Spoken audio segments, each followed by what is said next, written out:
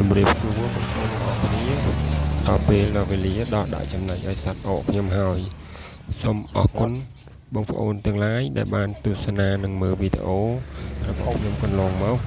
សូមជូនពរសំណាងល្អទាំងអស់គ្នាតោះឥឡូវយើងកុំឲ្យខាតពេលយូរយើងមកមើលសកម្មភាពដែលខ្ញុំបាទដាក់ចំណុចឲ្យសត្វអកទាំងអស់គ្នានឹងអរគុណ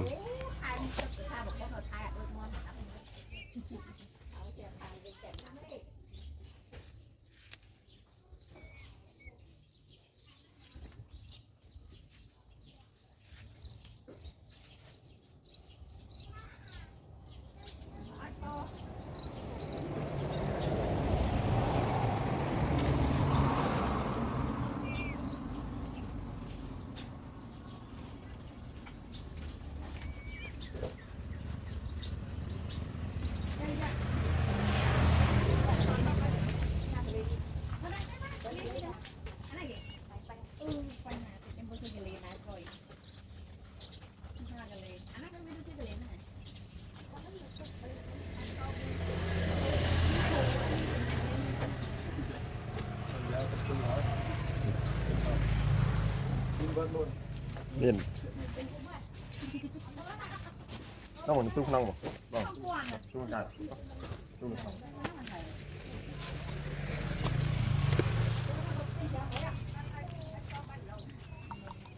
ครับ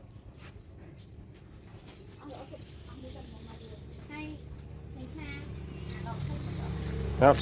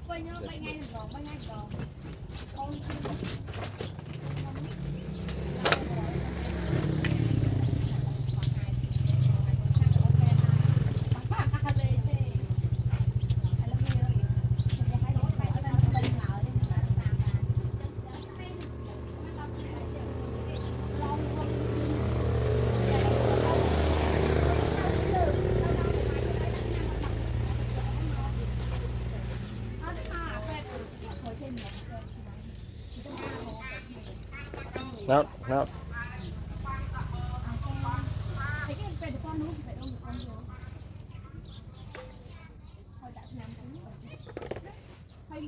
อยากเอาเงินมานะแต่ติดใจมาจะมีแต่ก้อนแต่ที่ไหน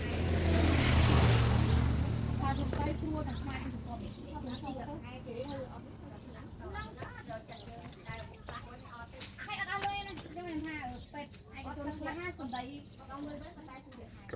นั่งตอนนี้นั่งใต้ก่อนให้สมใดชื่อเป็ดไอ้กระตุ้นมันชื่อเป็นห้าได้ได้แบบคนไหนมาที่เจ้ามาเจ้าก่อนเป็ดนั่นน้องตกแตกช่วยถึงเยอะเนาะคนไหนเกาเยอะไหมเยอะสุดเท่านั้นมาสิที่คือแผลดองเนาะ